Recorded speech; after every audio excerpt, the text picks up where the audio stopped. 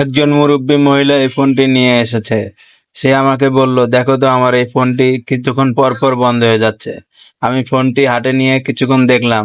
যা বুঝতে পারলাম তাতে দেখলাম 2 মিনিট পর পর ফোনটি বন্ধ হয়ে যাচ্ছে।